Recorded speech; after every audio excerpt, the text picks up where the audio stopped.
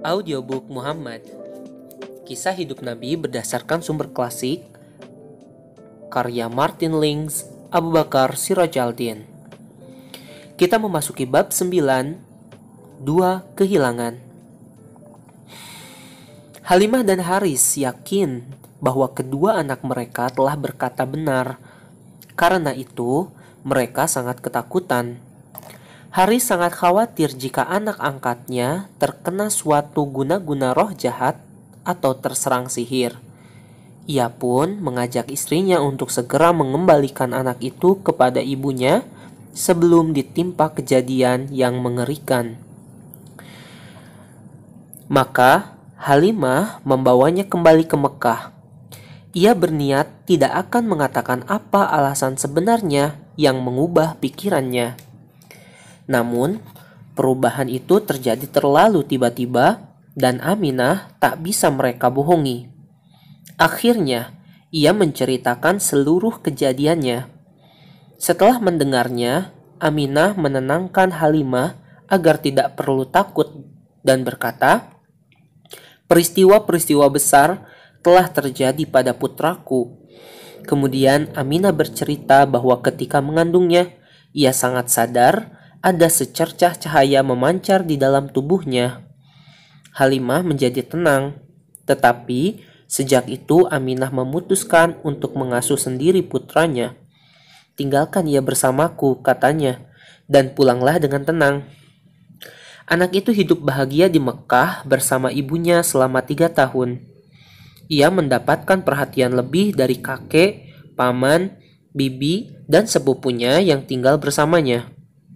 Yang paling menyayanginya adalah Hamzah dan Sofia, dua anak Abdul Muthalib dari perkawinan terakhirnya yang dilangsungkan bersamaan dengan perkawinan orang tua Muhammad.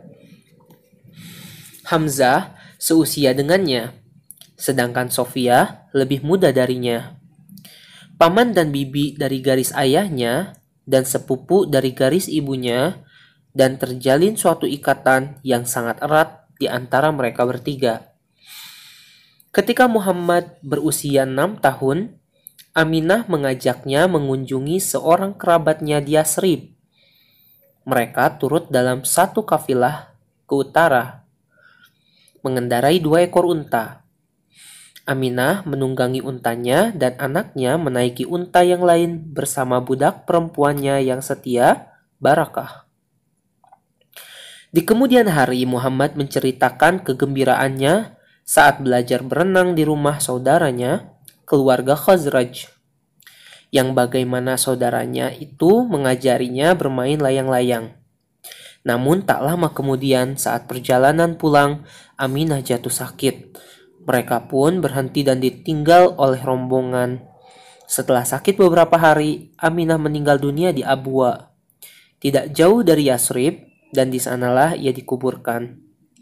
Barakah melakukan banyak hal untuk menghibur Muhammad yang kini telah menjadi yatim piatu.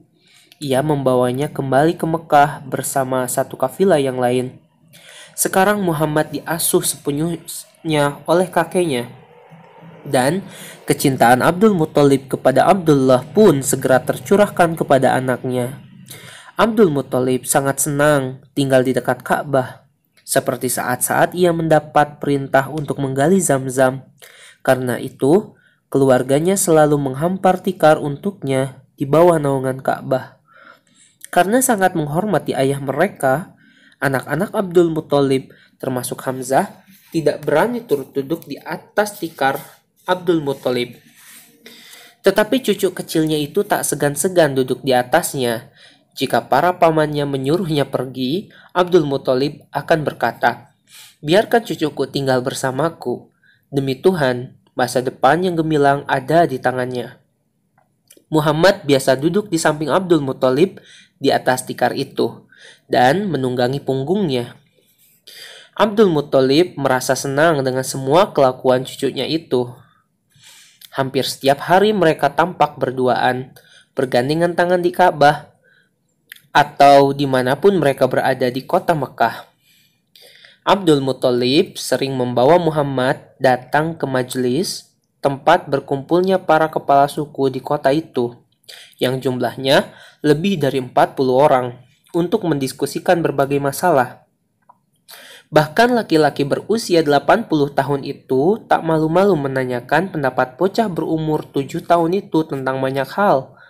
Saat Abdul Muthalib ditanya oleh para sahabatnya yang terkemuka, ia selalu berkata, "Masa depan cucuku ini sungguh gemilang." 2 tahun setelah kematian ibunya, anak yatim piatu itu juga kehilangan kakeknya. Saat meninggal dunia, Abdul Muthalib mempercayakan cucunya kepada Abu Thalib, saudara kandung ayah Muhammad. Abu Thalib melanjutkan perhatian dan rasa sayang kepada kemenakannya yang setelah diamanatkan ayahnya kepadanya. Sejak saat itu, si bocah dianggap anaknya sendiri dan istrinya, Fatimah, berusaha sebisa mungkin untuk menggantikan posisi ibunya.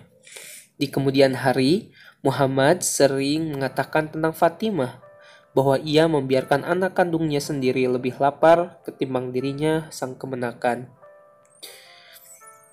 Itulah bagian akhir dari bab 9. Selanjutnya kita akan lanjutkan ke bahasan di bab 10 yang berjudul Pendeta Bahira.